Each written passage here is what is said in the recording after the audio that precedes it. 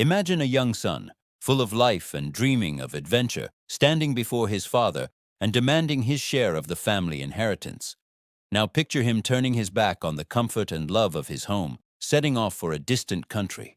This is where a timeless story begins, a story of reckless choices, deep regret, and the incredible boundless love of a father. This is the story of the prodigal son. Fueled by youthful energy and a pocket full of cash, the son lived a life of pure indulgence. He spent his money wildly, chasing every fleeting pleasure he could find. He was surrounded by friends, but they were the kind that only stick around when the money is flowing. It didn't take long for his wealth to vanish completely.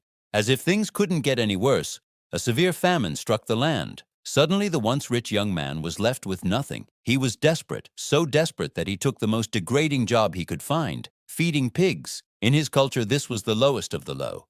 It was there, among the swine, hungry and alone, that he finally came to his senses.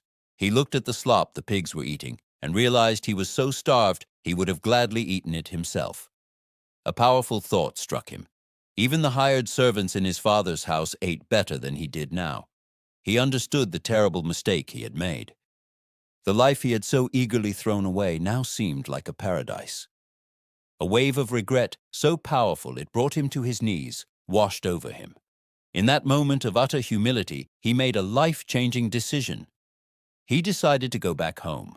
He would return to his father, not as a son, but as a servant. He knew he had forfeited his right to be called family. On the long journey back, he rehearsed his apology over and over, preparing to beg for a place among the hired hands. "Father," he would say, "I have sinned against heaven and against you. I am no longer worthy to be called your son. Make me like one of your hired servants." But as he neared his old home, still a long way off, something truly extraordinary happened. His father saw him. From a great distance, the father recognized the familiar silhouette of his long-lost son. And his heart wasn't filled with anger or disappointment, but with overwhelming compassion. He didn't wait. He ran. He ran to his boy, threw his arms around his neck, and kissed him. The son began his rehearsed speech, "Father, I have sinned."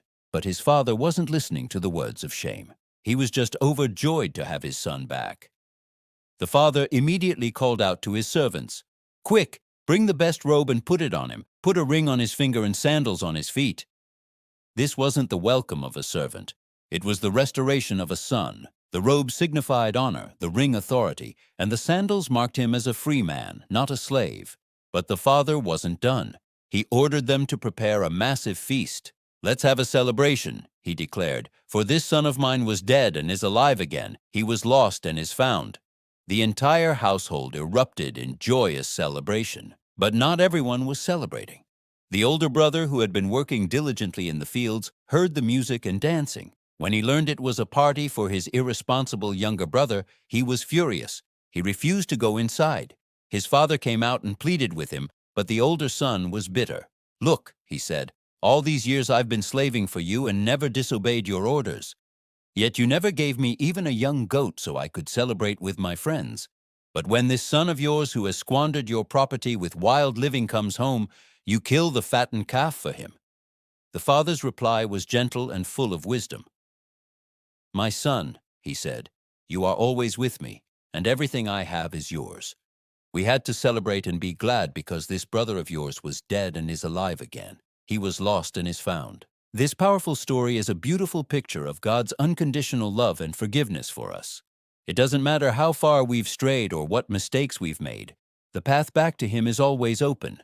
The Father's overwhelming joy at His Son's return is just a glimpse of the joy in heaven when even one person turns back to God. It's a testament to the incredible power of forgiveness and redemption. If this story touched your heart, please give this video a like and subscribe to Heaven's Minute for more inspiring stories from the Bible.